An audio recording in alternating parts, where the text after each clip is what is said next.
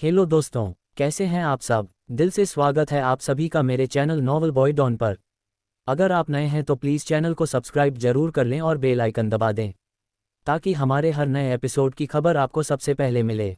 तो चलिए अब बिना देर किए शुरू करते हैं आज की कहानी। और हाँ, अगर आपको ये कहानी अच्छी लगे तो पक्का जाकर प्लेलिस्ट से इसके बाकी एपिसोड भी सुनिएगा, पूरा मज़ा आएगा। धन्यवाद दोस्तों, चलिए अब कहानी की दुनिया में खो जाते हैं। 241 बाप नंबरी तो बच्चे 10 नंबरी। अद्विका और उसके चारों बच्चे तीसरे राजकुमार एल्बर्ट के न्योते पर उसके महल में खाना खाने के लिए चले गए थे। अद्विका को देखते ही एल्बर्ट का ईमान डोल गया और उसने अद्विका को पाने की ठान ली थी। अद्विका को अपने सामने देखते ही एल्बर्ट ने उसका हाथ पकड़ने की कोशिश की, लेकिन तभी अग्निशिखा ने तुरंत आगे आते हुए उसके हाथ को पकड़ लिया और कहा, मूर्ख इंसान, तेरी इतनी औकात नहीं कि तू मेरी माँ को छू भी सके। एक सुरक्षित अंतर बनकर खड़ा रह वहां पर। सुनकर एल्बर्ट सकपका गया और थोड़ा गुस्से से मगर चेहरे पर एक मुस्कान लाते हुए बोला, बेटा ऐसे बड़ों के बीच नहीं बोलते। तभी धीरेन्द्र ने भारी आवाज में कहा, बड़े भी तुम्हारी तरह ऐसी हरकत नहीं करते अंकल, पहले तमीज के साथ पेश आओ। अद्विका को अपने बच्चों को उसे ऐसे प्रोटेक्ट करते हुए देखकर खुशी हुई और उसने राजकुमार को देखते हुए दोनों हाथ जोड़कर नमस्कार किया। राजकुमार को ये समझ नहीं आया तो तभी ध्वनिल बोला, अरे अंकल, इसे नमस्ते कहते हैं। हमारी माँ ने आपको ग्रीट किया है, इसके बदले आपको भी हाथ जोड़कर उन्हें प्रणाम करना चाहिए। क्या आपके पापा ने नहीं सिखाया। तभी कवन, जिसके पीठ पर थोड़ा हल्का कुबड़ था, बोल पड़ा, इसे इसके पापा ने नहीं सिखाया होगा तो हमारे पापा से कह देंगे इसे सिखाने के लिए। बच्चों के शब्द एल्बर्ट के दिल में तीर की तरह लग रहे थे, मगर उसने अपने गुस्से को जैसे तैसे काबू कर लिया। उसने आगे बढ़कर सभी की तरफ देखा और अपने हाथ जोड़ लिए और बोला, हेलो एवरीवन, आपका हमारे इस छोटे से महल में स्वागत है। तभी अग्निशिखा नाक सिकोड़ते हुए बोली, हाँ ये बहुत छोटा ही है, हमारा गरुड़ भी इससे बड़े कमरे में रहता है। तभी कवन ने एक बार फिर कहा, हमारी वो भेड़ें भी इससे बड़े बाड़े में रहती है। पता नहीं ये लोग इतनी छोटी जगह को कैसे महल कह रहे हैं। ऊपर से इनके पास कोई भी लाइट नहीं है। ये लोग तो आज भी दिए और मशाल जलाकर घर को रोशन करते हैं। ये लोग तो बहुत ज़्यादा पिछड़े हैं। तभी धीरेन्द्र ने आसपास देखकर अपना सिर हिलाया और फिर राजकुमार को देखा और बोला, माँ इस आदमी को देखो, इसने लड़कियों वाली पैंट पहनी है। बाप रे, इसे गर्मी नहीं होती क्या इस चीज़ को ऐसे पहनकर। ये सुनकर अब अद्विका को अपनी हंसी रोकना मुश्किल होने लगा था तो उसने सिर्फ सिर झुकाया और कुछ नहीं बोली। चलते चलते सभी लोग महल के अंदर के हिस्से में पहुंच गए। यहाँ कई सोफे रखे हुए थे। अद्विका अपने बच्चों के साथ एक बड़े से सोफे के ऊपर बैठ गई। एल्बर्ट भी उसके सामने वाले सोफे के ऊपर बैठ गया और फिर बोला, मैडम अद्विका, मेरा नाम राजकुमार एल्बर्ट है और मैं इस किंगडम का तीसरा और सबसे छोटा राजकुमार हूँ। आज आप मेरी रिक्वेस्ट को मान देकर यहाँ आए, उसके लिए बहुत बहुत धन्यवाद। ये सुनकर ध्वनिल बड़े ही रुबाबदार तरीके से बोला, ये तुम्हारी खुशनसीबी है कि हम तुम्हारे इस कबाड़खाने में से, वरना हम ऐसी जगहों को मुड़कर भी नहीं देखते। राजकुमार ने जब ये सुना तो उसे लगभग खून की उल्टी हो जाती। उसने मन में ही सोचा, ये लोग खुद को क्या समझते हैं। अरे भाई, मैं राजकुमार हूँ और ये मेरा इस किंगडम का सबसे बड़ा और प्रशस्त महल है और तुम लोग इसे कबाड़खाना बोल रहे हो। राजकुमार ने फिर एक गहरी सांस ली और ध्वनिल के ताने को इग्नोर किया और अद्विका को घूरते हुए बोला, आपके बच्चे बड़े प्यारे हैं पर आपको देखकर नहीं लगता कि आप ही इनकी माँ है। आप अभी भी किसी जवान लड़की की तरह दिखती है। तभी कवन ने एक तंज कसा, हाँ तो तुम्हें क्या लगा 4 बच्चों की माँ दोनों हाथों पर चलती है क्या। अगर हमारी माँ इतनी जवान दिखा है तो तुम्हें इससे कोई जलन हो रही है क्या। तभी धीरेन्द्र ने राजकुमार की टांग खींचते हुए कहा, इसकी शक्ल ही बताती है कि ये अभी भी कुंवारा ही है। इसके जैसे बड़ी छिपकली को कौन सी लड़की पसंद करेगी। दोनों बच्चों की ऐसी बात सुनकर अब एल्बर्ट अपना आपा खोने वाला था, लेकिन बच्चे तो बच्चे ही थे, वो कहाँ चुप बैठने के मूड में थे। तभी अग्निशिखा ने अपने नाखूनों को घिसते हुए राजकुमार को देखा और बोली, इसे देखकर ही साफ पता चलता है कि इसके शरीर में कोई बीमारी है। अंकल, थोड़ा खा भी लिया करो वरना एक दिन आपकी स्किन टमाटर की तरह लाल हो जाएगी। ये सुनकर अब राजकुमार खुद को रोक नहीं पाया और वह आगे कुछ बोलने ही वाला था, तभी एक मेड वहां आए और उसने झुककर एल्बर्ट से कहा, राजकुमार, खाना लग चुका है। ये सुनते ही उसके चेहरे पर एक शातिर मुस्कान आई और उसने अपने पीछे खड़े लड़के को आंखों ही आंखों में इशारा कर दिया। उस लड़के ने ना में अपना सिर हिलाया और तुरंत उसे देखकर बोला, राजकुमार, मुझे थोड़ा काम है इसलिए मैं आपसे मिलने बाद में आ जाता हूँ। इतना कहकर वह लड़का वहां से भाग खड़ा हुआ। राजकुमार को उस पर बहुत गुस्सा आया पर उसने उस पर ज्यादा ध्यान नहीं दिया। अद्विका अपने बच्चों के साथ खाने के टेबल के सामने आकर रुक गई। राजकुमार ने तुरंत आगे आकर अद्विका के लिए कुर्सी खींची पर तभी कवन आगे आया और उस कुर्सी पर बैठ गया। तभी अग्निशिखा ने तुरंत अपने बगल की कुर्सी को बाहर खींचा और अद्विका को उस पर बैठने के लिए कहा। वह भी वापस जाकर कवन के दूसरी तरफ बैठ गई। वहीं तेजी से ध्वनिल और धीरेन्द्र ने अद्विका के दूसरे तरफ की दोनों कुर्सी पर कब्जा कर लिया। राजकुमार को ये अब उसका अपमान लगने लगा था, पर इतनी देर से अद्विका एकदम शांति से बिना किसी भाव के साथ अपने बच्चों द्वारा राजकुमार का मजाक बनाए जाना देख रही थी। नौकरों ने तुरंत खाना परोसा और सभी खाना खाने बैठ गए। खाने को सभी बच्चों ने ध्यान से देखा और उनके चेहरे पर एक शैतानी मुस्कुराहट आ गई। अद्विका ने भी जब खाना चेक किया तो उसके माथे की नसें उभर आई। फिर भी उसने बिना कुछ बोले एक एक निवाला उठाया और उसे खाने लगी। बच्चों ने वहां पर रखे मांस के प्लेट्स को अपनी ओर खींच लिया और सारा मांसाहारी खाना निगलना शुरू कर दिया। वहीं अद्विका ने वहां रखे फल उठाए और उन्हें खाने लगी। अद्विका को इस तरह से फल खाते देखकर एल्बर्ट ने नाराज होते हुए कहा, मैडम अद्विका, ये तो एकदम गलत बात है। आप तो सिर्फ फल खा रही है, फिर तो हमारे दावत का कोई मतलब ही नहीं रहेगा। ये सुनकर अद्विका ने मुस्कुराते हुए उससे कहा, मुझे माफ़ कीजिएगा राजकुमार, पर मैं एक वेजिटेरियन हूं, तो मैं आपकी इस नॉनवेज दावत को कैसे खा सकूंगी, पर चिंता मत कीजिए, मेरे बच्चे इसे मेरी तरफ से खा लेंगे। अद्विका का जवाब सुनकर अब राजकुमार के सब्र का बांध टूट गया और गुस्से से बोला, ये आपने सही नहीं किया मैडम अद्विका, मैंने अपेक्षा की थी कि आप मेरा मान रखकर मेरे साथ खाना खाएंगी, लेकिन आपने तो खुद को तुरंत वेजिटेरियन बना लिया। आपको क्या लगा कि आपने अगर खाना नहीं खाया तो मैं आपको बेहोश नहीं कर सकता? इतना कहते ही उसने अपने हाथों से तालियां बजाई और अगले ही पल ढेर सारे सिपाही उस कमरे में हथियारों के साथ अंदर आ गए। लेकिन फिर भी अद्विका एक मीठी मुस्कान के साथ राजकुमार को देख रही थी। तभी एक सिपाही अद्विका को पकड़ने के लिए आगे बढ़ा, पर उसके चुने से पहले ही वह टुकड़ों में बिखर गया। हर तरफ उसके खून के छींटे उड़ गई, पर उसमें से एक भी बूंद अद्विका के ऊपर नहीं गिरी। अद्विका ने अपना हाथ आगे किया और टेबल पर रखे अंगूर का एक गुच्छा उठा लिया और अंगूर को ध्यान से पकड़ा और उसे अपने गुलाबी ओंठों पर रखकर खा लिया। पर इस वक्त उस कमरे में कोई भी कुछ खाने के मूड में तो बिल्कुल नहीं था, सिवाय अद्विका और उसके बच्चों के। राजकुमार भी खून में नहा चुका था। तभी अद्विका ने अंगूर को चबाते हुए राजकुमार से पूछा, क्या तुम्हें अभी भी मुझे पकड़ने के लिए कुछ और करने की इच्छा है या तुम्हारी फैट गई? अद्विका का ये सवाल राजकुमार के माले ईगो को हर्ट करने के लिए काफ़ी था। राजकुमार ने गुस्से से अपना हाथ टेबल पर पटक दिया और बोला, तुम तो बच जाओगी, पर क्या तुम अपने बच्चों को बचा पाओगी? सिपाहियों, इन बच्चों को पकड़ को, ताकि उनकी मां चुपचाप खुद को मेरे हवाले कर दे। राजकुमार का आदेश मिलते ही सारे सिपाही अलग अलग बगल से बच्चों की तरफ बढ़ने लगे। वहीं बच्चे उनको नज़रअंदाज करके अपना खाना खत्म करने में लगे हुए थे। अगले ही पल एक हवा का हल्का झोंका सभी सिपाहियों के पास से गुजरा और उनके पैरों तले जमीन हिल गई। सिपाहियों को कुछ समझ नहीं आया, पर उन्हें अपने पूरे बदन में तेज दर्द महसूस हुआ। जैसे ही सिपाहियों ने अपने शरीर को देखने के लिए अपने सिर घुमाए, उनके सिर रोल होकर नीचे गिर गए। जिन्होंने सिर नहीं घुमाए थे उनके शरीर के बीचों बीच नुकीले कांटे घुस गए थे। जब राजकुमार ने ये नज़र देखा, उसकी चिंक निकल गई, पर जो आगे हुआ उसे देखकर उसे मौत का एहसास होने लगा और उसकी आवाज़ बंद हो गई। सारे सिपाहियों की लाशें जमीन पर गिरी हुई थी। तभी एक भयानक आग की लपट ने उन्हें घेर लिया और अगले ही पल पूरे कमरे के अंदर के सभी सिपाही जलकर राख हो गए। ये सब कुछ होने में कुछ ही मिनटों का समय लगा था। राजकुमार एल्बर्ट की तो पहले से ही घिघी बन गई थी। उसे समझ में नहीं आ रहा था कि उसके सामने क्या हुआ। तभी अग्निशिखा ने मांस का आखिरी टुकड़ा खाया और एक डकार मारी और उसके साथ ही उसके मुंह से उसी आग की लपट बाहर निकली। लेकिन तभी कवन ने अपनी उंगली घुमाई और उस लपट को पानी से बुझा दिया। अब राजकुमार को कुछ बातें समझ में आने लगी थी। इन बच्चों का बाप अगर इतना खतरनाक है तो जाहिर सी बात थी कि उसके बच्चे भी उससे अधिक खतरनाक होंगे। तभी अद्विका अपनी जगह से उठ खड़ी हो गई और बोली, तुम्हें बड़ा शौक था ना हमें यहाँ खाने पर बुलाकर मेरे साथ नीच हरकत करने का। चल, आज मैं तुझे वो सबक सिखाऊंगी कि तेरा पूरा राजपरिवार इसे अपने जीवन भर याद रखेगा। तभी महल का मुख्य द्वार खुला और राजा दौड़ते हुए अंदर आया। उसके पीछे उसके कई सारे सैनिक भी अपने हथियारों के साथ वहां पहुंच गए थे। पर जैसे ही उन्होंने वहां जली हुई लाशों का ढेर देखा, वो समझ गए कि मामला हाथ से निकल चुका है।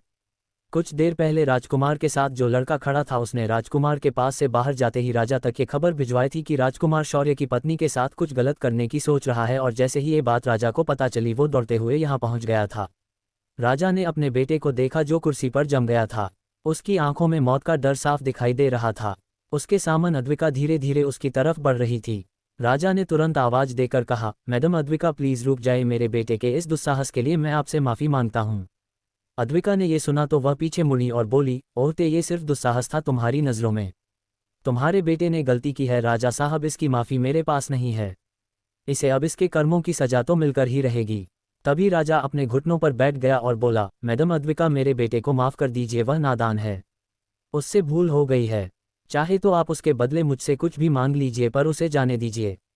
ये सुनकर अद्विका अपनी जगह पर रुक गई। वह पलटकर अपनी कुर्सी पर शांति से बैठ गई और बोली, आपका बेटा नादान है तो ठीक है, मैं उसे माफ़ कर देती हूँ।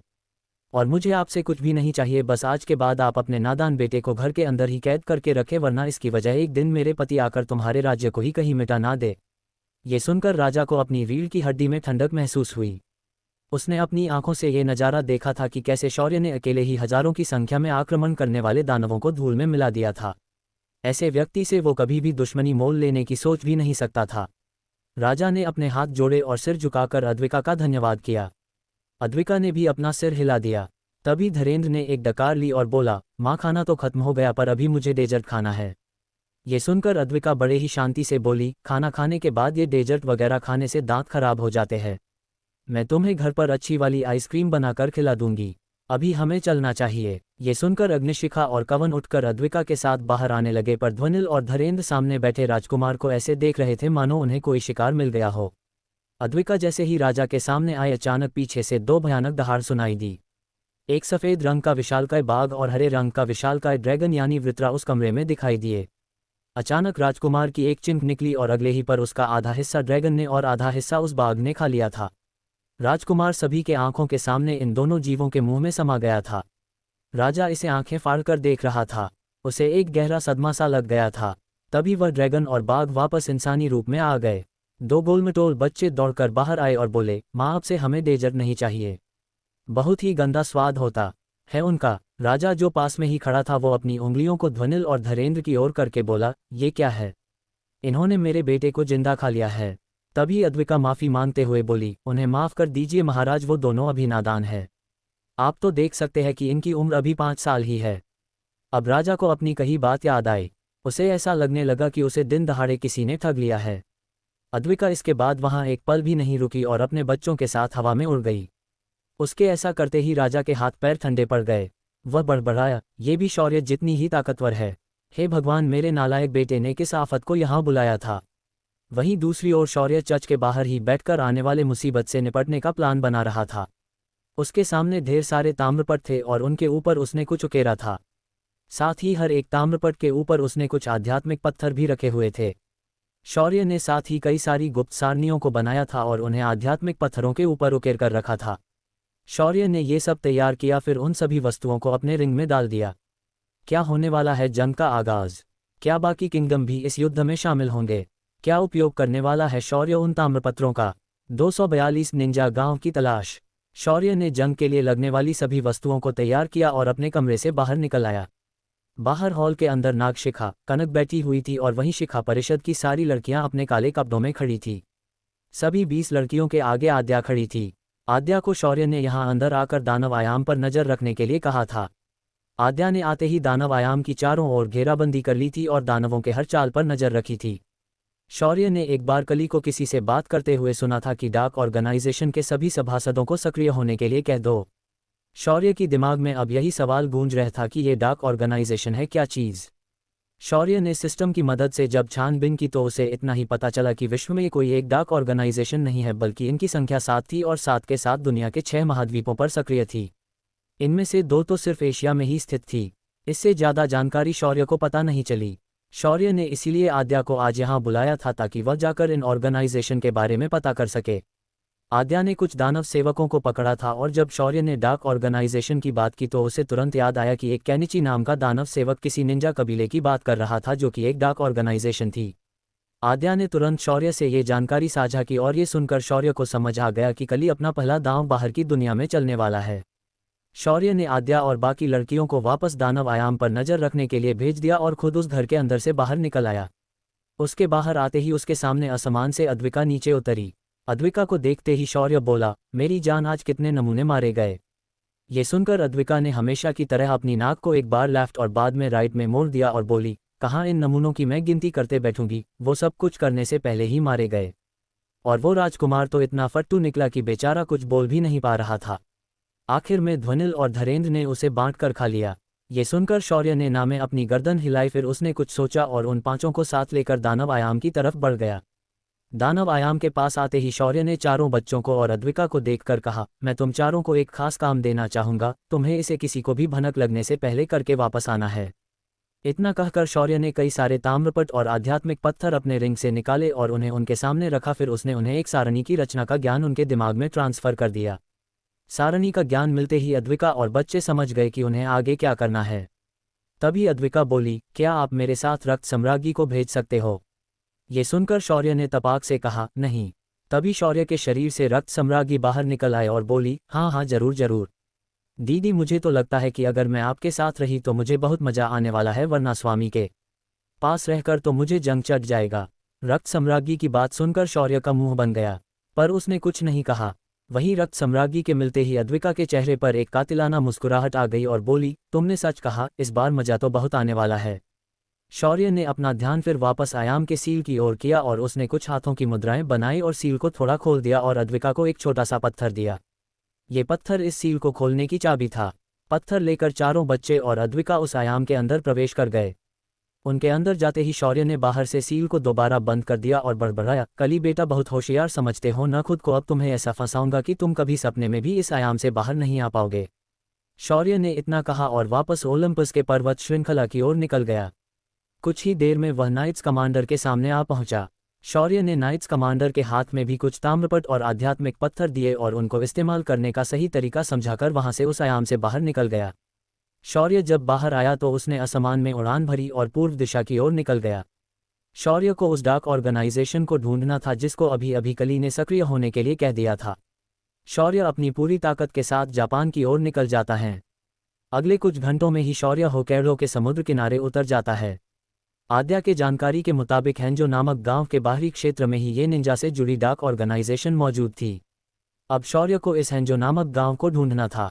शौर्य समुद्र किनारे उतर गया और वहां से मुख्य सड़क की ओर चलते हुए बाहर आया।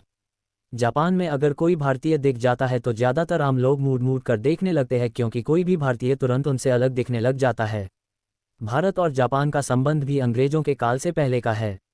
भारत के सुपुत्र नेताजी सुभाष चंद्र बोस और रासबिहारी बोस दोनों ने जापान के राजकीय क्षेत्र में एक डिप्लोमेटिक जगह बना ली थी।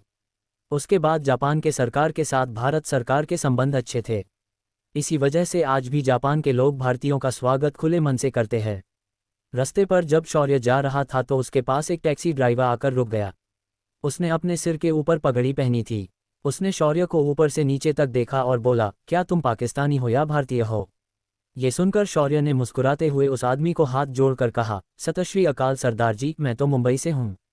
ये सुनकर उस सरदार ने टैक्सी से बाहर आकर शौर्य के हाथ पकड़े और बोला, अजी राम राम भाई साहब, ओ ये बढ़िया बात है जी, तुसी अंदर आ जाओ जी, सारी गड्डी विच बैठ जाओ, हम आपको पूरा जापान घुमा देंगे। वैसे भी ये बहुत छोटा है। ये सुनकर शौर्य मुस्कुराया और टैक्सी के अगली पैसेंजर सीट पर बैठ गया। शौर्य ने अंदर बैठते ही सरदार जी से उनके बारे में पूछा।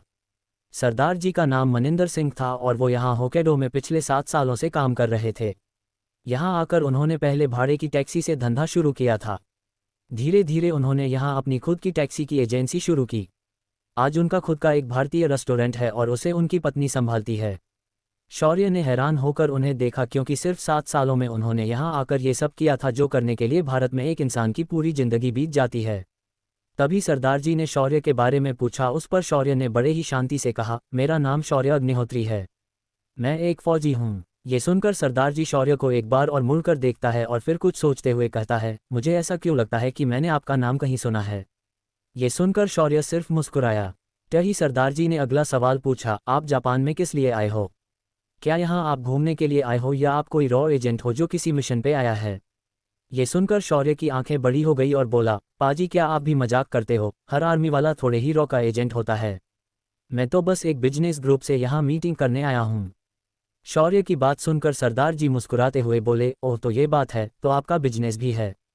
शौर्य ने हाँ में गर्दन हिलाए और बोला, हाँ मेरे भाई का एक छोटा बिजनेस है, उसी सिलसिले में मैं यहाँ आया हूँ। शौर्य ने आधा झूठ और आधा सच बता दिया। सरदार जी ने तभी अपना अगला सवाल दागा, वैसे तुसी जापान में कहाँ जाना चाहते हो? ये सुनकर शौर्य ने सोचते हुए कहा, यहाँ एक गांव है, उसका नाम हेंजो, ऐसा कुछ बताया है। मुझे यहाँ एक बुजुर्ग व्यक्ति से मिलना है जिनका बेटा मेरे भाई के हाथ के नीचे काम करता है। हेंजो का नाम सुनकर सरदार जी की आंखें अब बड़ी हो गई और वो डरते हुए बोले, शौर्य प्रा आप किसी अंडरवर्ल्ड या याकुजा के लिए काम करते हो? क्योंकि यहाँ तो सिर्फ आपको याकुजा के लोग ही मिलेंगे जो सभी तरह के इलीगल धंधे करते हैं। ये सुनकर शौर्य ने अपने दोनों हाथों को नामे हिलाया और बोला, नहीं जी, मैं कहाँ अंडरवर्ल्ड से हो सकता हूँ। मैंने आपको बताया ना कि मैं एक फौजी हूँ, मुझे तो बस उस एम्प्लॉई के पिता से मिलना है क्योंकि उनके पास एक खास तरह की दवाई है। शौर्य सरदार जी को बंटे पर बंटे दिए जा रहा था और सरदार जी उसके बातों को सुनकर उस पर यकीन करने लगे थे। टैक्सी अचानक एक इंडियन रेस्टोरेंट के सामने आकर रुक गई और सरदार जी शौर्य से बोले, शौर्य प्रास अड्डा एक उसूल है, मैं हर भारतीय को अपने रेस्टोरेंट में खाना खिलाकर ही उन्हें आगे ले जाता हूँ। अब मेरे साथ अंदर चलो, मैं तुम्हारे लिए गर्मागर्म खाने का इंतजाम कर देता हूँ। शौर्य ने ये सुना तो उसे मनिंदर के दिलदारी पर बहुत खुशी हुई। वह गाड़ी से बाहर निकलकर उसके पीछे पीछे रेस्टोरेंट के अंदर आ गया। अंदर आते ही शौर्य के सामने एक जापानी लड़की जिसने माथे पर सिंदूर और बिंदी लगाई थी और उसके हाथों में चूड़ियां थी और उसने पटियाला ड्रेस पहना हुआ था। शौर्य ने उस लड़की को देखा और तुरंत हाथ जोड़कर उसे प्रणाम किया। उस लड़की ने भी शौर्य का पूरे मन से स्वागत किया और उसे खाने के टेबल पर बिठा दिया। शौर्य के बैठते ही मनिंदर बोला, शौर्य प्रा ये सड्डी घरवाली है मियाको। 2 साल पहले मैंने इसके साथ शादी की थी और सबसे बड़ी बात यह है कि इसकी हिंदी बहुत अच्छी है। ये सुनकर शौर्य ने एक बार मियाको को देखा और बोला, भाभी जी प्रणाम, मेरा नाम शौर्य अग्निहोत्री है, मुझे आप शौर्य कह सकती है। ये सुनकर मियाको भी मुस्कुराते हुए शौर्य से बोली, शौर्य भाई साहब आपका जापान में स्वागत है, मैं आशा करती हूँ कि आपको यहाँ कोई तकलीफ नहीं होगी। शौर्य ने हाँ में सिर हिलाया। तभी मियाको ने पीछे मुड़कर जोर से कहा, सुक्की भाई साहब एक गर्मा गर्म चिकन तंदूरी और बटर चिकन बनाए, हमारे खास मेहमान आए हैं भारत से। ये सुनकर अंदर से आवाज आई, जी भाभी जी आसी तुरंत लेके आ रही आसी। तभी शौर्य ने मियाको को टोकते हुए कहा, भाभी जी रुकिए, मैं आपको ये बताना भूल गया कि मैं वेजिटेरियन हूं, तो अच्छा होगा कि आप कोई अच्छा पंजाबी वेज खाना मंगवा दे। ये सुनकर अंदर से सुक्की की आवाज आई, ओह भाई तुस्सी फिक्र ना करो, मैं आपके लिए स्पेशल छाछ, मक्के की रोटी और सरसों का साग बना देता हूँ। और हाँ, साढ़े आलू के पराठे सबसे ज़्यादा फेमस है, आप बस कुछ मिनट रुक जाओ। शौर्य ने ये सुना तो उसने सुक्की को धन्यवाद दिया और फिर अंदर का इंटीरियर देखने लगा। कुछ देर शौर्य ने इधर उधर की बात की, फिर उसने अपने पॉकेट में हाथ डाला और 4 आध्यात्मिक पानी की बोतल निकाली और टेबल पर रख दी। फिर शौर्य ने सुक्की, मियाको और मनिंदर और उसके एक और स्टाफ को बुलाया और उनके हाथ में वो बोतलें थमा दी। जब मनिंदर ने उस बोतल को देखा, उसे बोतल को पहचानने में देर नहीं लगी। उसने आंखें बड़ी करके शौर्य को देखा और बोला, ओ पाजी आपको पता भी है इसकी कितनी कीमत है जापान के अंदर? मैं इस एक बोतल से ऐसा एक पूरा रेस्टोरेंट खरीद सकता हूँ। ये सुनकर शौर्य हंसने लगा और बोला, मनिंदर पाजी उसके कीमत पर ध्यान मत दो और इसे आप अभी के अभी पी लो, ये बोतलें वैसे भी मेरे पास एक्स्ट्रा थीं।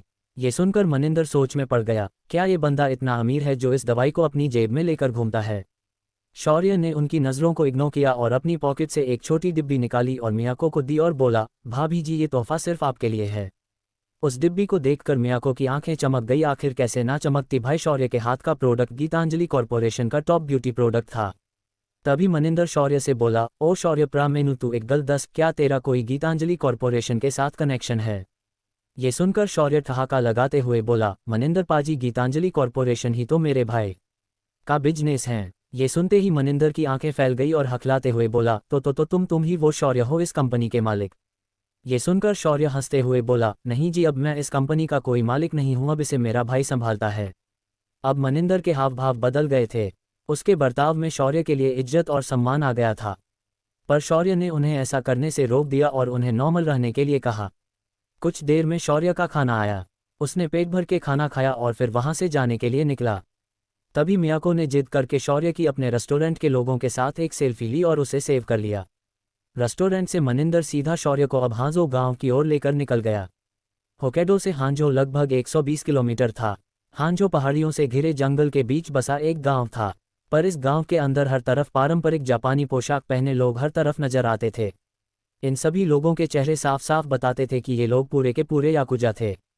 उनके शरीर पर जगह जगह टैटू बने हुए दिखाई दे रहे थे। गांव के बाहर पहुंचते ही मनिंदर ने कार रोकी और शौर्य से बोला, शौर्य प्रा मैं अपनी गाड़ी लेकर सिर्फ यहां तक ही आ सकता हूं, इसके आगे तुम्हें खुद जाना होगा।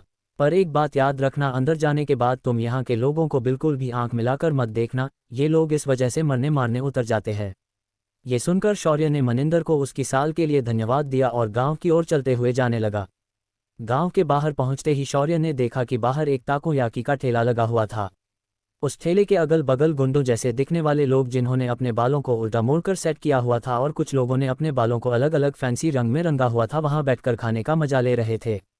शौर्य को उनकी ओर देखते हुए देखकर एक लड़का गुस्से से खड़ा हो गया और किसी कुत्ते के गुर्राने की तरह आवाज निकलते हुए बोला, नानी मिटे दायो यात्सु। ये सुनकर शौर्य ने तुरंत रिप्लाई दिया, मेरी नानी यहाँ नहीं रहती।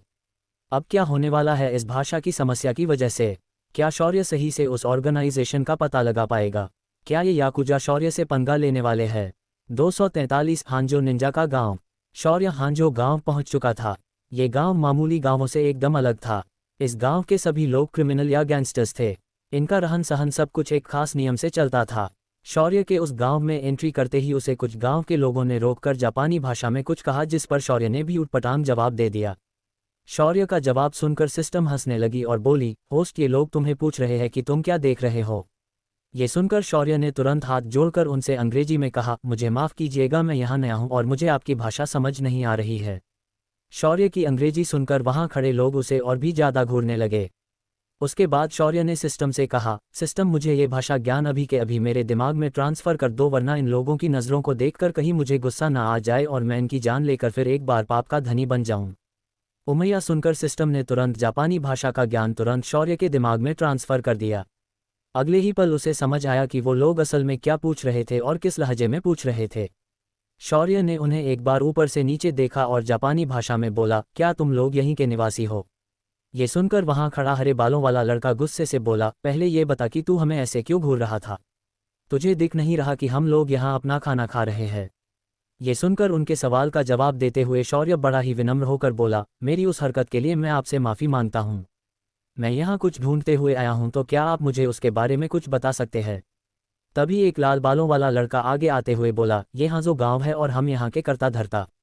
इस गांव में ऐसी कोई चीज़ नहीं है जो मेरे इस गैंग को मालूम नहीं है, तो अब तू बता कि तू यहाँ कैसे ढूंढ रहा है। उसकी बात सुनकर शौर्य ने खुशी से कहा, ये तो बड़ी अच्छी बात है, तो क्या आप मुझे बता सकते हैं कि आपके गांव में ये निंजा ऑर्गेनाइजेशन कहाँ मिलेगा? शौर्य का ये सवाल सुनकर वहाँ खड़े लोग हैरानी से शौर्य को देखने लगे। उन सभी के आंखों में डर साफ दिखाई दे रहा था। उसी वक्त उस स्टॉल का मालिक जो वहाँ खड़ा था, उसने अपना मोबाइल निकाला और एक अननोन नंबर पर वीडियो कॉल लगा दी। कॉल कनेक्ट होते ही दूसरी तरफ का आदमी उसे उठाकर सामने शौर्य को देख रहा था। उस आदमी को कुछ समझ नहीं आ रहा था कि असल में यहाँ क्या हो रहा है। अगले ही पल उसने शौर्य के मुंह से एक बात सुनी तो वह सारा मामला समझ गया। अरे भाई, इतना क्यों सकते में आ गए तुम लोग? मैंने बस आपसे ये पूछा है कि क्या आप में से कोई निंजा ऑर्गेनाइजेशन के बारे में जानता है जो इस गांव में है? ये सुनकर वहां खड़े सारे लड़के एक दूसरे को देखने लगे, पर उन्होंने कुछ नहीं कहा। तभी स्टॉल का मालिक शौर्य के पास गया और इधर उधर देखने के बाद धीरे से शौर्य के कान में फुसफुसाया, बच्चे, इस गांव में निंजा ऑर्गेनाइजेशन के बारे में ऐसे पूछना मना है। अगर किसी ने सुन लिया तो लेने के देने पड़ सकते हैं। अब बेहतर यही होगा कि तुम चुपके से यहाँ से बाहर निकलो और कभी इस गांव में वापस कदम मत रखना। उस स्टॉल वाले की बात सुनकर शौर्य समझ गया कि यहाँ के लोगों के मन में निंजा का खौफ एक अलग ही लेवल पर है। शौर्य ने उस स्टॉल के मालिक की बात सुनकर उसे मदद करने के लिए शुक्रिया कहा, पर अगले ही पल उसने उस मालिक के सिर पर हाथ रख दिया और उसकी मेमोरी से शौर्य ने यहाँ स्थित निंजा के हेडक्वार्टर की जानकारी हासिल कर ली। शौर्य ने उसके बाद उस स्टॉल के मालिक को छोड़ दिया और उसके स्टैंड पर लगे मोबाइल के सामने गया। फिर शौर्य ने अपना हाथ हिलाया, हेलो मिस्टर लीडर, कैसे हैं आप? मैं आशा करता हूं कि मेरी आपसे जल्द मुलाकात होगी। फ़ोन के दूसरी तरफ का आदमी बहुत ज़्यादा चौंक कर शौर्य को देखने लगा था, लेकिन शौर्य ने उसके चेहरे के भावों की ओर ध्यान नहीं दिया और फ़ोन को डिस्कनेक्ट कर दिया। शौर्य ने फिर उस स्टॉल के मालिक से एक बार मुड़कर धन्यवाद कहा और गांव के अंदर प्रवेश कर गया।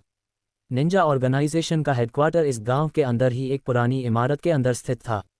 इसे कोई भी आम इंसान पहचान नहीं सकता था, लेकिन इसी इमारत के पीछे बसे जंगलों में निंजा की पूरी स्कूल बसी थी। आमतौर पर ये निंजा गांव में कभी भी दिखाई नहीं देते। गांव में फैले उनके जासूस ही उनका काम किया करते थे। इन निंजा को मिशन दिए जाते थे जो उन्हें ऑफलाइन मिलते थे और इनका काम उस मिशन को कंप्लीट करना और अपने स्कूल और हेडक्वार्टर के लिए पैसे कमाना। हेडक्वार्टर के नीचे भी कई निंजा शाखाएं थीं। उनमें से मुख्य शाखा हांजो में थी तो बाकी की अन्य शाखाएं दूसरे गांवों में स्थित थी। शौर्य धीरे धीरे उस इमारत की तरफ बढ़ने लगा था। कुछ ही पल में वह उस इमारत के सामने था, लेकिन वह आगे बढ़ता उससे पहले ही कुछ काले साए तेजी से उसकी तरफ बढ़े और उन्होंने दूर से ही अपने हाथ से कुछ तेज हथियार फेंककर शौर्य को दे मारे। ये कुछ स्टार की तरह दिखने वाले शुरिकेन थे। शौर्य ने उस पर बिल्कुल भी रिएक्ट नहीं किया और वैसे ही खड़ा रहा। सारे शुरिकेन आकर शौर्य के शरीर से टकरा कर नीचे गिर गए। शौर्य ने उसके बाद अपने आसपास खड़े उन काले सायों को देखा जिन्होंने सिर से लेकर पांव तक काले कपड़े पहने थे। शौर्य के लिए इन्हें मारना बहुत आसान था क्योंकि ये सिर्फ एक आम मार्शल आर्टिस्ट थे। इनकी क्षमता ज़्यादा से ज़्यादा अनाहत चक्र के योद्धा तक ही हो सकती थी। शौर्य ने उसके बाद उन्हें देखते हुए ही उस इमारत की ओर अपने कदम बढ़ाए। उन निंजा योद्धाओं को शौर्य का ये अंदाज पसंद नहीं आया और उन्होंने तेजी से शौर्य के ऊपर हमला कर दिया। अगले ही पल कई सारे निंजा हवा में कलाबाजियां खाते हुए शौर्य को चारों तरफ से मारने के लिए आगे बढ़े। शौर्य ने एक उबासी ली और अपने हाथ को झटक दिया। उसके ऐसा करते ही सारे निंजा जो इतनी देर से उछल कूद कर रहे थे वो उड़कर दूर जा गिरे। शौर्य ने उन्हें जान से नहीं मारा था, मगर वो अब कुछ समय के लिए नहीं उठने वाले थे। इस वक्त शौर्य चाहता तो उन्हें जान से मारकर निकल जाता, पर वह अब डरने लगा था क्योंकि पता नहीं कब उसका पाप बढ़ेगा और पुण्य घट जाएगा। शौर्य ने उसके बाद सामने दिख रहे विशालकाय दरवाजे को तोड़ दिया और उस इमारत के अंदर घुस गया। इस इमारत की रचना एक पारंपरिक जापानी शैली में की गई थी। इमारत के अंदर हर तरफ बोनसाई के पौधे थे तो कुछ कृत्रिम झरने भी बने थे। शौर्य उसे निहारते हुए उस इमारत के सामने से अंदर आ गया।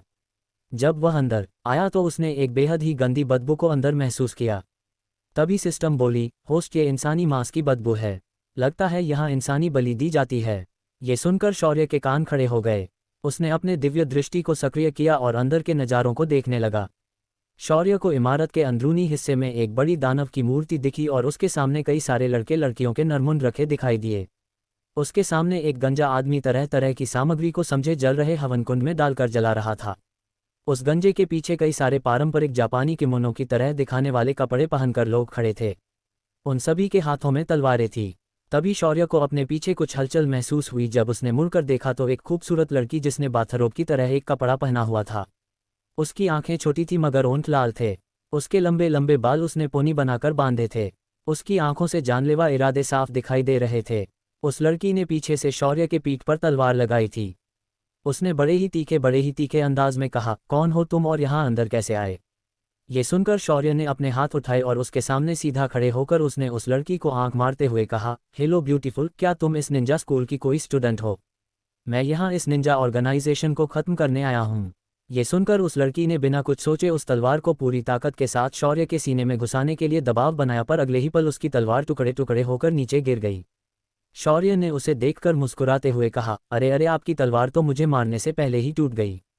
ये देखकर वह लड़की उछलकर पीछे चली गई, पर उसके ऐसा करने से उसकी लंबी सुंदर टांगें शौर्य के सामने झलक गई, जिसे देखकर शौर्य का चेहरा तुरंत लाल हो गया। उसने मन में कहा, कितनी बेशर्म है ये लड़की, इसने अंदर कुछ भी नहीं पहना। अगर उस लड़की ने ये सुना होता तो वह लड़की शौर्य को नोचकर मार देती। शौर्य ने उसके बाद उस लड़की को नज़रअंदाज किया और हर तरफ रखने लगा। इस इमारत के अंदरूनी हिस्से में कुछ परिवार भी थे जिसके अंदर कुछ छोटे छोटे बच्चे भी दिखाई दे रहे थे। वहीं कुछ छोटे 8-9 साल के बच्चे अंदर ट्रेनिंग भी ले रहे थे। शौर्य ने उसके बाद सीधा आगे बढ़ना सही समझा और सामने के लकड़ी के दरवाजे को तोड़ते हुए वह आगे बढ़ गया। असल में उसे इस दरवाजे को तोड़ने की जरूरत नहीं थी, पर जब उसने हाथ आगे करके उसे धक्का दिया तो वह खुला नहीं, फिर जब उसने बाहर खींचा तो भी खुला नहीं, तो उसने उसे तोड़ दिया था। पर उसे ये नहीं पता था कि ये एक स्लाइडिंग दरवाजा था। शौर्य जब भी किसी ऐसे काम के लिए जाता जहां वह लोगों को मारने वाला होता था तो उसके 1 या 2 पेंच ढीले हो जाते थे। आज भी कुछ ऐसा है हुआ था। शौर्य ने आगे जाकर अचानक पीछे मुड़कर उस लड़की को देखा और बोला, आंटी, अगली बार कपड़े पहनकर मुझसे लड़ने आना। ये सुनकर उस लड़की का चेहरा लाल हो गया। उसे अच्छे से पता था कि शौर्य किस बारे में कह रहा था। असल में हुआ ये था कि यह लड़की उसके घर के पीछे बनी झील में नहा रही थी, पर जब उसे खतरे की आहट महसूस हुई तो उसने अपने ऊपर के कपड़े पहने और सीधा लड़ने चली आई। शौर्य एकदम बिंदास होकर अंदर की ओर बढ़ने लगा। उसे रास्ते में कई लोगों ने रोकने की कोशिश की मगर उसने सभी को धूल की तरह उड़ा दिया। शौर्य से मार खाए सभी ने अभी तक हार नहीं मानी थी। वो उसके पीछे ही चले आ रहे थे और इस बीच में उस पर अपने नुकीले चाकू और शूरिकेन से हमले किए जा रहे थे। पर एक भी हमला शौर्य पर लग नहीं रहा था, मतलब लगता था पर उस पर घाव नहीं हो पा रहे थे। शौर्य अंदर बसे उस मंदिर के सामने पहुंचा और इंसानी मांस की गंध अधिक तेज हो गई। इस वक्त तक सभी निंजा उसे हर तरफ से घेर कर खड़े हो गए थे। शौर्य ने सभी को अपने आसपास देखा और बोला, मुझे आपके लीडर से मिलना है। मैं यहाँ कुछ जानकारी लेने आया हूँ, इसीलिए मैं चाहता हूँ कि आप अपने कागे को यहाँ बुलाए। शौर्य ने काफ़ी विनम्रता से ये बात सामने रखी। उसकी बात सुनकर वह गंजा आदमी जो अंदर पूजा कर रहा था अंदर से बाहर आ गया। उसने शौर्य को देखकर कहा, घुसपैठिए, बोलो तुम्हें क्या कहना है। ये सुनकर शौर्य अचानक गायब हो गया और एकदम से उस गंजे के सामने आया और बोला, क्या तुम बाकी डार्क ऑर्गेनाइजेशन के बारे में कुछ जानते हो? शौर्य का अचानक गायब होना और अपने सामने आना, उसके बाद डार्क ऑर्गेनाइजेशन के बारे में सवाल पूछना, ये सब बातें बहुत ज़्यादा डराने वाली थी। उस गंजे के माथे पर पसीना उभर आया। तभी पीछे से वही लड़की चिल्लाते हुए आए और बोली, इसे जिंदा मत छोड़िए पिताजी, इसने मेरा अपमान किया है। जब वह लड़की ये कह रही थी उसके गाल शर्म से लाल हो गए थे। उस गंजे ने शौर्य को एक बार और गुस्से से देखा, पर जैसे ही उसकी आंखें शौर्य से मिली उसका गुस्सा फूस हो गया। शौर्य ने उसके गंजे सर पर हाथ रखा और उसकी सारी मेमोरी को कॉपी कर लिया। शौर्य को अब जो जानना था वह सब पता चल चुका था। शौर्य ने उस गंजे के सिर को छोड़ दिया और मुड़कर सीढ़ियों से नीचे उतरने लगा। जब वह अपनी पहली जगह पहुंचा तो उसने आसमान की ओर देखा और बोला, आज मैं पापियों का नाश करने जा रहा हूं ब्रह्मदेव, पर एक बात याद रखना, मेरा जो पाप बढ़ा है उसे कम कर देना, क्योंकि उस लाल स्तंभ को देखकर मुझे बहुत बुरा लगता है। इतना कहकर शौर्य ने सिस्टम से कहा, सिस्टम आज यहाँ मौजूद पापियों को माफ कर दो। सिस्टम ने भी तुरंत पाप के आधार पर वहां मौजूद लोगों को अलग कर दिया। जब शौर्य ने देखा कि उसके सामने लगभग सभी पापी थे, पर वह लड़की और कुछ छोटे लड़के ही इसमें शामिल नहीं थे, उसके माथे पर लकीरें उभर आई। इसका मतलब साला ये सारे निंजा पापी है। शौर्य ने यह बात उनकी भाषा में ही जोर से कही थी, जिस वजह से सभी ने उसकी बात सुन ली और सभी लोग शौर्य को देखने लगे। तभी वह लड़की बोली, नहीं, ऐसा नहीं हो सकता। निंजा दल की स्थापना शांति के लिए की गई थी। तुम बिल्कुल गलत बात कर रहे हो। ये सुनकर शौर्य ने उस लड़की को देखा और बोला, अच्छा, तो तुम्हें लगता है कि ये लोग पापी नहीं है? क्या तुम्हारे पास इसका कोई सबूत है? ये सुनकर वह लड़की बोली, हम निंजा कुछ उसूल फॉलो करते हैं और हम हमारे निंदों को मानते हैं। ये सुनकर शौर्य हंसने लगा और बोला, तुम भी बड़ी अजीब हो। तुम्हें पता है आज रात तुम्हारा बाप क्या करने की प्लानिंग कर रहा था?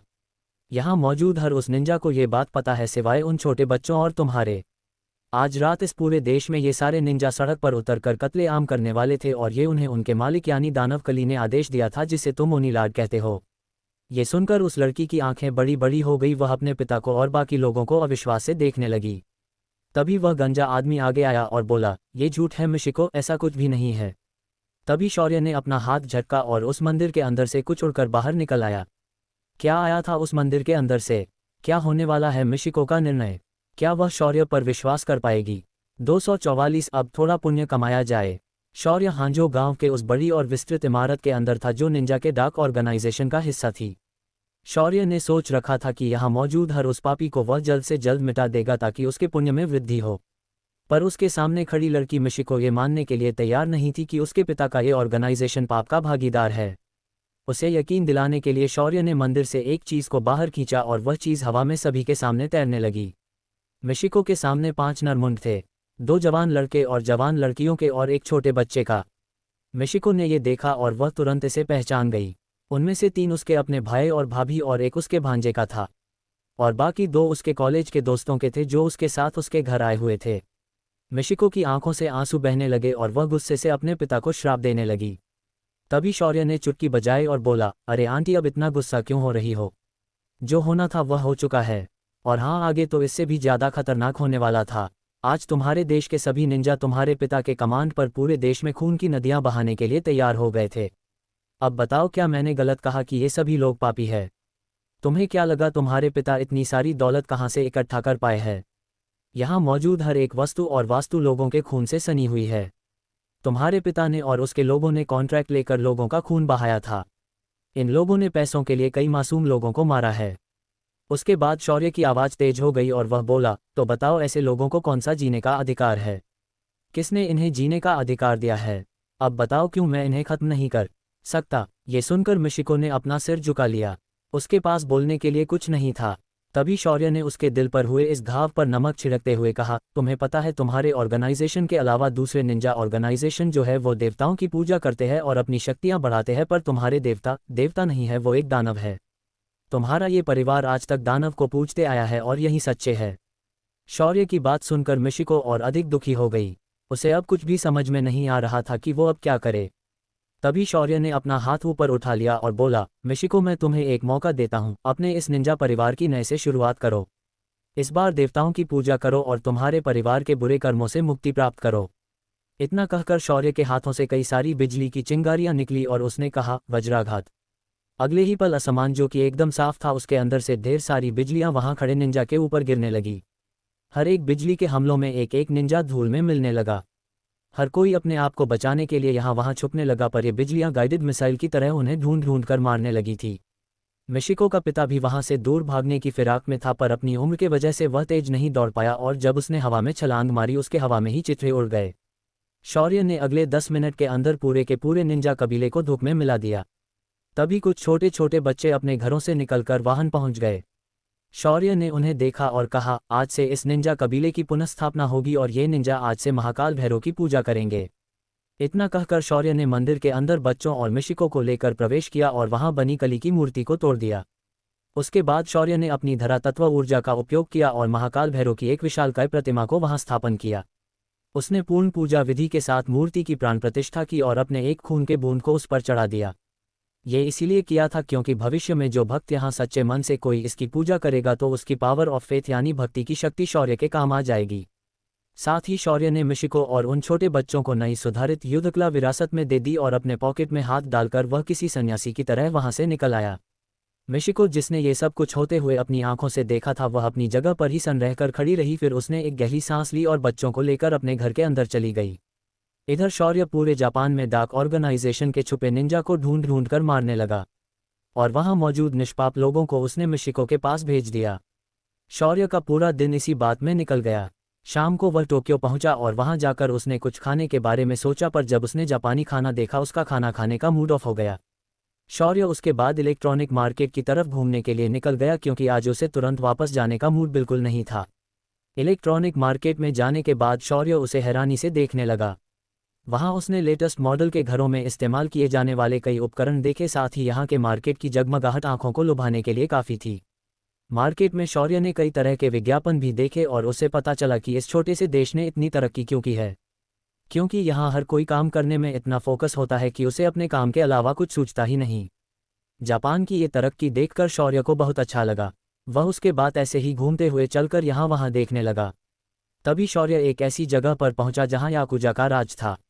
शौर्य ने हाजों की तबाही के बाद ऐसे नमूनों को दिन भर में फिर कभी नहीं देखा था। ऊपर से निंजा को खत्म करने के बाद भी बाहर किसी को भी कुछ भी मालूम नहीं पड़ा था। शौर्य इस वजह से एकदम निश्चिंत था, पर उसे क्या पता कि ये याकुजा भी उन पापियों की तरह ही थे। शौर्य ने जैसे ही इन्हें देखा, सिस्टम ने कहा, होस्ट, अगर तुम आज रात को भी थोड़ा ओवरटाइम करके इन याकुजा को भी इस देश से मिटा देते हो तो तुम्हारे पुण्य में और ज़्यादा बढ़ोतरी हो जाएगी। ये सुनकर शौर्य के चेहरे पर एक मुस्कान तैर गई और उसने कहा, अब थोड़ा पुण्य कमाया जाए। वह जानबूझकर जाकर एक याकुजा के सदस्य से टकरा गया। उस वजह से उस याकुजा मेंबर ने शोर पर बिना कुछ कहे ही हमला कर दिया, मगर शौर्य बगल में हट गया और उसकी लात जाकर उसके ही साथी को लग गई। शौर्य ने उस लड़के को गुस्से से देख और बोला, क्यों बे अंधे, तेरी आंखें माथे पर है क्या? तेरी माँ की आंख। इतना कहकर शौर्य ने उस लड़के को पकड़कर एक थप्पड़ जड़ दिया। वह लड़का शौर्य के एक थप्पड़ से बेहोश हो गया। शौर्य ने अपना हाथ झटका और फिर बाकी लोगों को देखने लगा। जापान में इन याकुजा को एक बुरी आदत थी, वो पहले अपने प्रतिद्वंदी के आंखों में देखकर उसे टशन के साथ देखते थे और शौर्य ने भी उनके साथ आज वही किया। शौर्य की ऐसी गुस्ताखी देखकर एक याकुजा सदस्य ने अपना जापानी खंजर निकाला और शौर्य पर हमला कर दिया। शौर्य ने भी उसे तुरंत निरस्त किया और एक थप्पड़ एक्स्ट्रा लड़ दिया। वह लड़का भी अब बेहोश हो गया। बाकी लोग अब शौर्य पर हमला करने से कतरा रहे थे। वहीं पर ठेलों पर सामान बेच रहे लोग खुश होकर शौर्य का धन्यवाद देने लगे। शौर्य को कुछ समझ नहीं आया तो एक रेडी वाला गुस्से से बोला, ये गंद नाली के कीड़े हर दिन हमारी मेहनत की कमाई हमसे छीन कर लेकर जाते हैं और हमारे हाथों बना खाना भी मुफ्त में खाते हैं। इनके साथ ऐसा ही होना चाहिए। ये सुनकर शौर्य तुरंत समझ गया कि यहाँ क्या हो रहा है। तभी एक पुलिस की कार वहां आ गई और उन्होंने शौर्य के ऊपर गन तान दी और उसे सरेंडर करने के लिए कहा। शौर्य ने हैरानी से उन पुलिस वालों को देखा क्योंकि यहाँ उनके सामने याकुजा खड़े थे और वो लोग शौर्य को सरेंडर करने के लिए कह रहे थे। शौर्य ने भी उन्हें कोई रिएक्शन नहीं दिया और शांति से बोला, ऑफिसर, ये याकुजा है और आप इन्हें गिरफ्तार करने की बजाय मुझे क्यों गिरफ्तार करने की कोशिश कर रहे हो? शौर्य की बात सुनकर वह ऑफिसर अकड़ के साथ बोला, अब तू हमें कानून सिखाएगा? चुपचाप अपने हाथ ऊपर कर और हमारे साथ चल, वरना तुझे यहीं ठोक देंगे। अब शौर्य को उन पर गुस्सा आने लगा और अगले ही पल शौर्य के हाथ में उसकी फेवरेट गन दिखाई दी। कोई कुछ समझ पाता उसके पहले ही शौर्य ने पॉइंट ब्लैंक रेंज पर उन याकुजा मेंबर्स का भेजा खोल दिया। फिर उसने अपना हाथ ऊपर किया और ऑफिसर को मुस्कुराते हुए बोला, हाँ, अब मैं खुद को सरेंडर करता हूँ, क्या आप मुझे अरेस्ट करना चाहेंगे? शौर्य की ये बात सुनकर अब ऑफिसर के पसीने छूटने लगे। उसने अपने कंधे पर लगे वायरलेस से अपने हेड ऑफिस को इन्फॉर्म करने की कोशिश की तो अचानक उसके हाथ रुक गए, क्योंकि उस ऑफिसर की गन उसके हाथ से गायब हो चुकी थी। ऑफिसर को अब पसीना आने लगा था। ऑफिसर के साथ आया उसका जूनियर भी डरकर पीछे हट गया और उसने अपनी बंदूक नीचे रख दी। शौर्य ने उस ऑफिसर की गन को घुमाया और बोला, तो तुम इन याकुजा के साथ मिले हो ना? इस सवाल पर उस ऑफिसर का गला सूख गया। शौर्य की नज़रें उसे अंदर तक महसूस हो रही थी। ऑफिसर ने अपनी थूक ली और बोला, देखिए हमें ये साफ ऑर्डर मिले हैं कि याकुजा के एरिया में हम लोग दखल नहीं दे सकते, इसीलिए हम उन्हें अरेस्ट नहीं कर सकते। मुझे माफ़ कर दीजिए, मुझे ऐसा नहीं करना चाहिए, पर हमारे ऊपर से ऑर्डर ही ऐसे आए हुए हैं तो मैं कुछ नहीं कर सकता।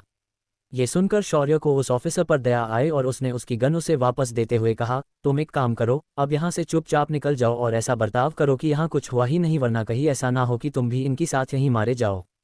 शौर्य की बात सुनकर उस ऑफिसर ने अपनी गन ली और तुरंत कार में बैठकर वहां से निकल गया।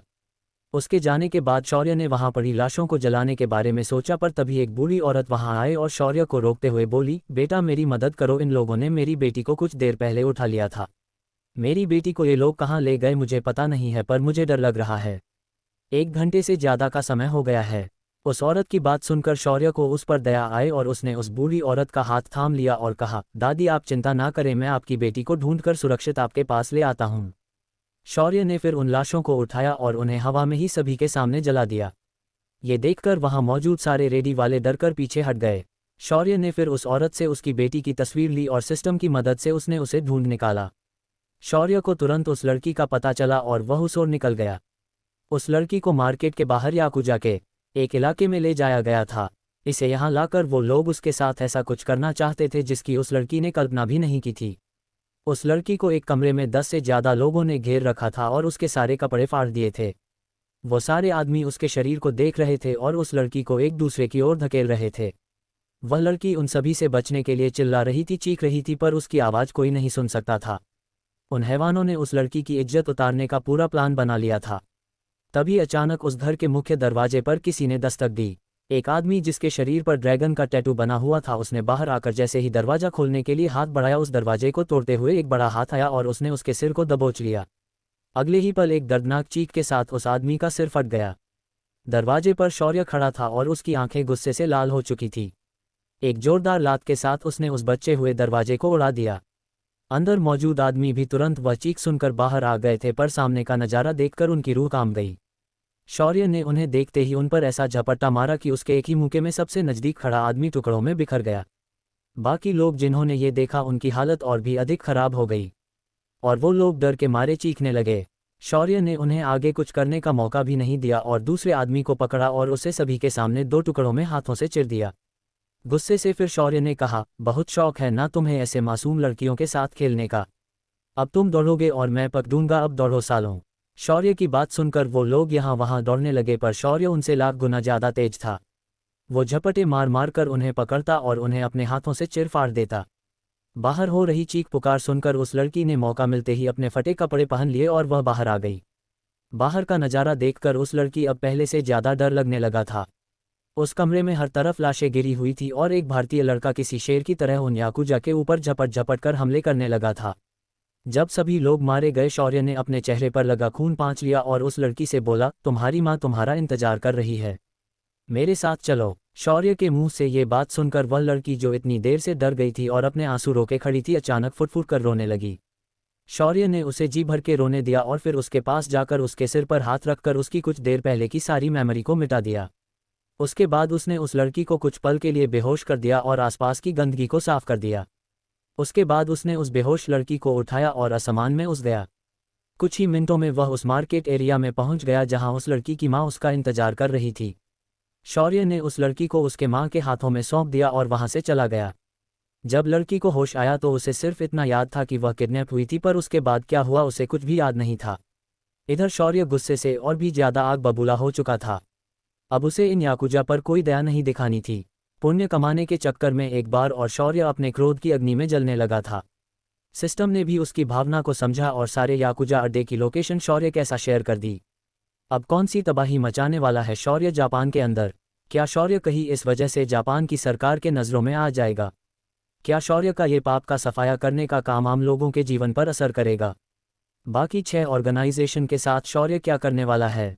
क्या अद्विका और उसके बच्चे अपने काम में सफल हो जाएंगे? पुण्यवर्धन का मार्ग और अग्निहोत्री परिवार की परेशानी। पुण्य के चक्कर में शौर्य सिस्टम के कहने पर जापान के अंदर मौजूद याकुजा का अंत करने के लिए फिर एक बार निकल पड़ता है। असल में उसे अपने अगले शिकार की ओर जाना था, पर जो हरकत इन याकुजा ने उस लड़की के साथ की थी उसे देखकर शौर्य का दिमाग पूरी तरह घूम चुका था। वह समझ चुका था कि बिना कली के प्रभाव के भी कुछ इंसान जन्म से ही दानव से भी खतरनाक होते हैं। शौर्य अब सिस्टम ने दिखाए लोकेशन को फॉलो करते हुए याकुजा के अड्डों को ढूंढने लगा। उसे कुछ ही देर में टोक्यो के याकुजा का मेन अड्डा मिल गया और वह सबसे पहले वहां पहुंचा। शौर्य ने अंदर उतरते ही इमारत के अंदर मौजूद सभी लाल निशानों को मार्क किया और सिस्टम की मदद से उन्हें अपनी जगह पर ही भस्म कर दिया। शौर्य के क्रोध के सामने इन आम इंसानों का टिकना बहुत मुश्किल था। उसके बाद शौर्य उड़कर दूसरी जगह पर गया और वहां भी उसने यही काम किया। रात के घने अंधेरे में शौ ने अपनी इस हरकत को अंजाम दिया और सुबह तक पूरा जापान याकुजा और उनके चमचों से मुक्त हो गया। सुबह सुबह पूरा जापान इस घटना से दहल गया था। लगभग 2 लाख से ज्यादा लोग रातों रात राख बनकर मिट गए थे। शौर्य ने तो जापान के सेंट्रल जेल में बंद कैदियों को भी खत्म कर दिया था। उसी वक्त जापान के सैटेलाइट ने एक तस्वीर उनके अवकाश संशोधन विभाग को भेजी जिसके अंदर एक इंसान बिल्कुल किसी सुपरमैन की तरह पूरे जापान में उस रहा था और वह जहां गया था वहां मौजूद याकुजा के अड्डे नष्ट हो गए थे। पूरा जापान उस आसमान में उड़ते हुए इंसान के बारे में सोच रहा था। कोई उसे सुपरमैन कह रहा था तो कोई उसे एलियन बता रहा था। कुछ लोगों ने तो ये तक कह दिया कि वो तो भारतीय देवता हनुमान थे। वहीं शौर्य जो रात भर अपने क्रोध के आवेश में आकर याकुजा को तबाह किए जा रहा था वह थककर एक बिल्डिंग के ऊपर लेटा हुआ था। उसका सारा गुस्सा शांत हो चुका था। तभी उसकी कानों में सिस्टम की आवाज़ सुनाई दी और उसके सामने एक पैनल आ गया। होस्ट आपके रात भर के सफाई अभियान की वजह से अपने पुण्य में थोड़ी वृद्धि करवा ली है, साथ ही आपके पाप में भी थोड़ी गिरावट हुई है। तभी शौर्य जो पैनल को घूर रहा था वह गुस्से से बोला, ये क्या बकवास है सिस्टम, मैंने रात भर इतनी मेहनत करके उन पापियों को खत्म किया और मेरे पुण्य में सिर्फ 2% की वृद्धि हुई है और पाप सिर्फ 0.5% से कम हुआ है। क्या तुम इसे बढ़ोतरी कहती हो? ये सुनकर सिस्टम ने शांति से जवाब दिया, होस्ट ये मुझे पता नहीं है। पहले चित्रांगदा से मिलो ताकि वह तुम्हें इसके बारे में अधिक एक्सप्लेन करे क्योंकि मैं इसके बारे में कुछ भी नहीं जानती। ये सुनकर शौर्य ने आसमान की ओर देखा और सोचा, अब ये चित्रा मुझे कहाँ मिलेगी? पिछली बार उसने मुझे पाप और पुण्य की याद दिलाई और गायब हो गई।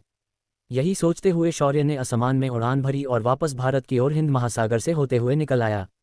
जब शौर्य चेन्नई के तट पर पहुंचा तो वह नीचे उतरा और एक रेस्टोरेंट में पहुंचा। उसने वहां सांभर और इडली का ऑर्डर दिया और उसे नारियल के चटनी के साथ पेट भरकर खाया। उसने एक लंबी डकार मारी और तृप्त होकर वहां से बाहर निकल आया।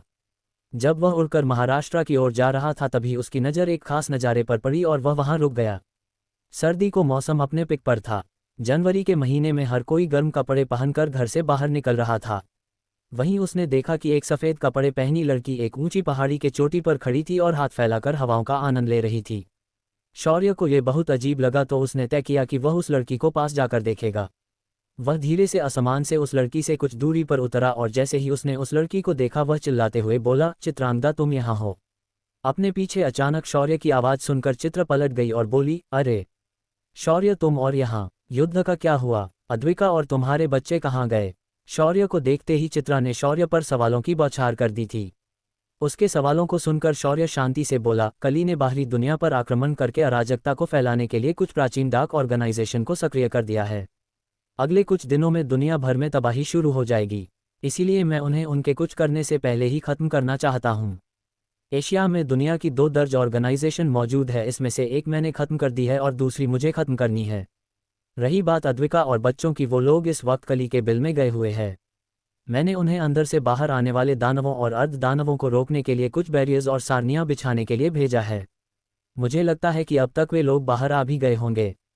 शौर्य का जवाब सुनकर चित्रा ने सिर हाँ में हिलाया। तभी शौर्य आगे बोला, वो सब छोड़ो और अब मुझे बताओ कि मैंने कल रात कई पापियों को मार डाला पर मेरे पुण्य में सिर्फ 2% की ही वृद्धि हुई और वो उन एंजल्स को खत्म करने से मेरे ऊपर एक पाप की मुहर भी लगी हुई है। अब मुझे इसका पूर्ण स्पष्टीकरण बताओ। ये सुनकर चित्रा की आंखें चौड़ी हो गई और वह हैरानी से बोली, क्या कहा तुमने अभी? तुमने एंजल्स की जाति को पृथ्वी पर से नष्ट कर दिया है। तुम्हें पता भी है उन्हें ब्रह्मा जी ने खास देवदूतों के रूप में निर्माण किया था।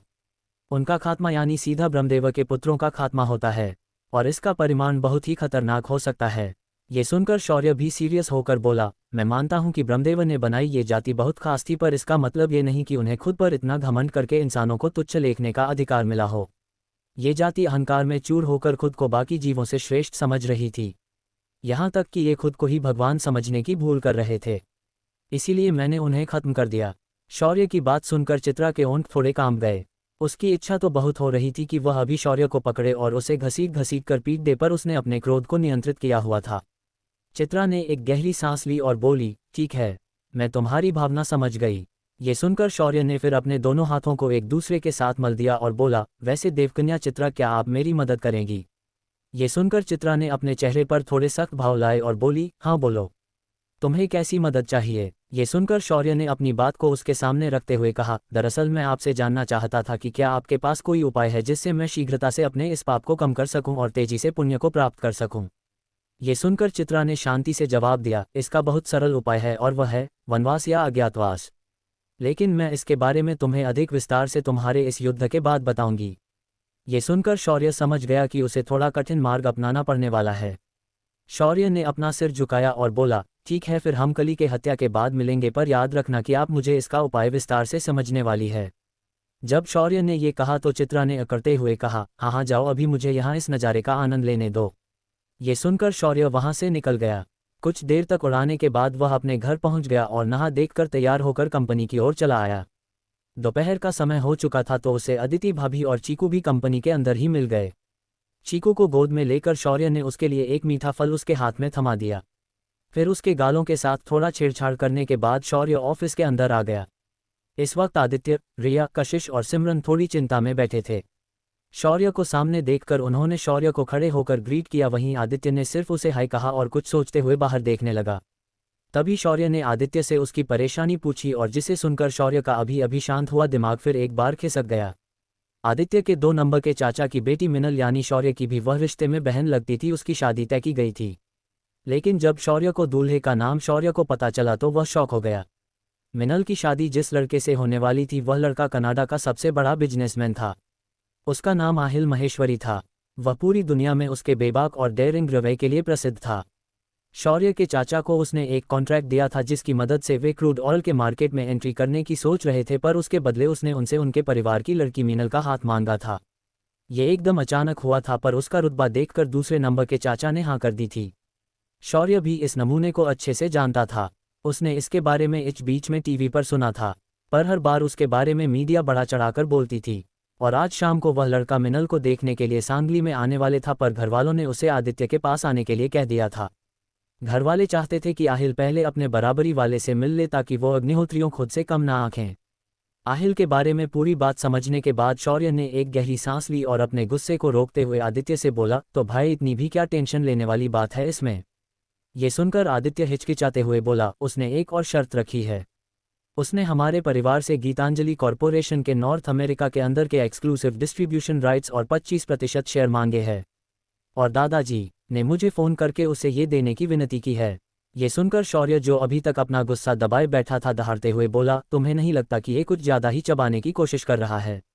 मैं उसकी चमड़ी उधेड़कर रख दूंगा अगर उसने मेरे बिजनेस की ओर नज़र डाली तो।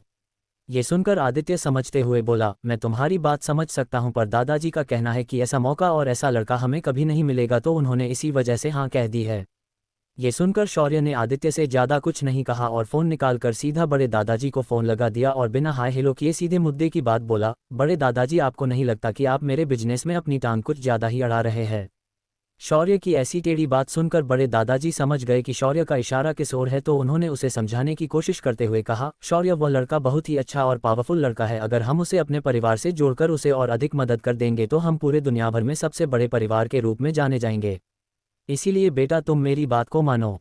ये सुनकर शौर्य ने फिर एक बार बिगड़े अंदाज में कहा, दादाजी क्या आपके दिमाग के कोई पेंच ढीले तो नहीं हुए? उस लड़के की डिमांड से हम साफ देख सकते हैं कि वह आपको अपने शर्तों पर शादी करने की बात कर रहा है। और ऐसी भी क्या मजबूरी है जिस वजह से आप मिनल की शादी सिर्फ उससे ही करवाना चाहते हैं? ये सुनकर दादाजी कुछ बोलने की कोशिश करने लगे पर कुछ कह नहीं पा रहे थे। तभी शौर्य की आवाज़ अचानक तेज हुई और बोला, मुझे बात बताओगे या मैं खुद वहां आकर इस बात को पता करूं? ये सुनते ही बड़े दादाजी की धड़कन तेज हो गई। उन्हें अच्छे से पता था कि शौर्य जो अपने माँ बाप को ठुकरा सकता था, उसके लिए इन्हें सबक सिखाने के लिए देर नहीं लगेगी। बड़े दादाजी ने हड़बड़ाते हुए कहा, दरअसल मिनल आहिल के बच्चे की मां बनाने वाली है और अब वह शादी के लिए मना कर रहा था, तो हमने उसे मनाने के लिए उसकी शर्तों को मान लिया। ये सुनकर शौर्य ने गुस्से से अपना हाथ सामने की दीवार पर दे मारा और पूरे ऑफिस का वह हिस्सा धूल में मिल गया। शौर्य जोर से दहाड़ा, आहिल महेश्वरी, तूने तेरी मौत को दावत दी है। आज तू और तेरा खानदान इस धरती के कोने से मिट जाएगा। शौर्य की आवाज़ फ़ोन के उस पार बैठे बड़े दादाजी ने सुनी तो वह शौर्य को समझाते हुए बोले, ऐसा बिल्कुल भी मत करना शौर्य, वरना हमारी नाक कट जाएगी। हमारे घर में फिर मिनल एक बिन ब्याही माँ बन जाएगी और उसके बच्चे को किसी अनाथ की तरह दर दर की ठोकरें खानी पड़ेगी। ये सुनकर शौर्य ने एक गहरी सांस ली और बोला, आप उसकी चिंता मत करो।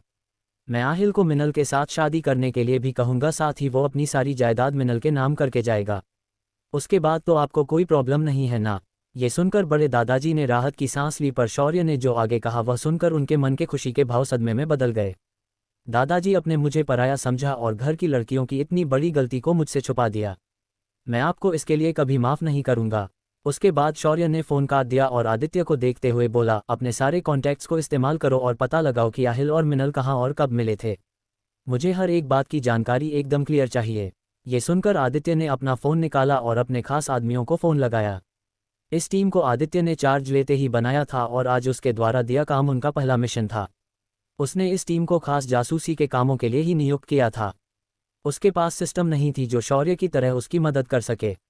उसके आदमियों ने तुरंत जांच शुरू की और काम पर लग गए। उन लोगों ने मिनल की पिछले कई महीनों की जानकारी इकट्ठा की और साथ ही आहिल की भी सारी जानकारी निकाली। धीरे धीरे वो लोग उस कड़ी तक पहुंच गए जिस जगह मिनल और आहिल एक दूसरे के साथ मिले थे।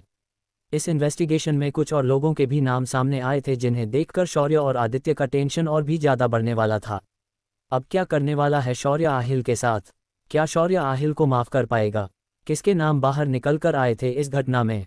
आखिर ऐसा क्या हुआ था जिस वजह से मिनल और आहिल एक दूसरे से मिले और उनके बीच ये घटना हो गई? इन सभी सवालों के जवाब जानने के लिए बने रहिए मेरे साथ। सिर्फ एपिसोड 245 खत्म। तारांकन। तो दोस्तों, ये थी हमारी आज की कहानी। उम्मीद है आपको सुनकर मज़ा आया होगा दिल। अगर कहानी अच्छी लगी हो तो एक प्यारा सा लाइक ज़रूर ठोक दीजिए, थम्स अप का चिन्ह, और कमेंट में बताइए कि आपको सबसे ज़्यादा पसंद क्या आया। अगर आप ऐसे ही और धमाकेदार एपिसोड सुनना चाहते हैं तो चैनल नॉवल बॉय डॉन को सब्सक्राइब करना मत भूलिए और बेल आइकन भी दबा देना बेल, ताकि अगली कहानी सीधे आपके पास पहुंचे बिना किसी देरी के। मिलते हैं अगले एपिसोड में, तब तक के लिए ख्याल रखिए और कहानी सुनते रहिए। हेडफोन। जय हिंद, धन्यवाद। Folded hands.